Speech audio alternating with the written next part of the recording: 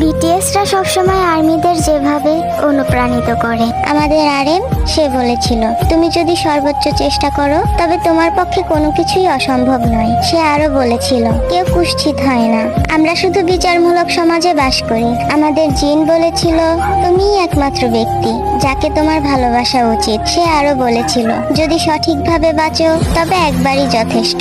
আমাদের সুগা সে বলেছিল, অবশ্যই কঠোর পরিশ্রম সবসময় ভালো ফল দিবে। সে আরো বলে, তুমি জন্মেছো সত্যিকারের মানুষ হতে, নিখুঁত হতে নয়। আমাদের জেহব সে বলেছিল, তোমার হৃদয় পরিষ্কার রাখো এবং সর্বদা খুশি থাকো।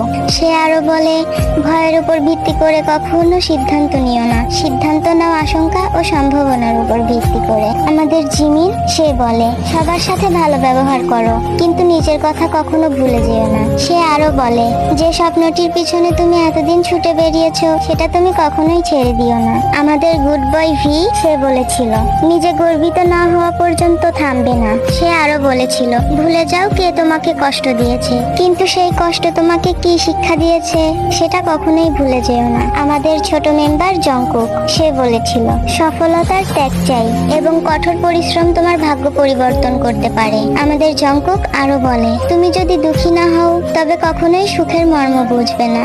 বিটিএস তারা শুধু আর্মিদেরকে এই কয়েকটি জিনিসই শেখায়নি, বরং তারা আর্মিদেরকে শিখিয়েছে কিভাবে বাঁচতে হয়।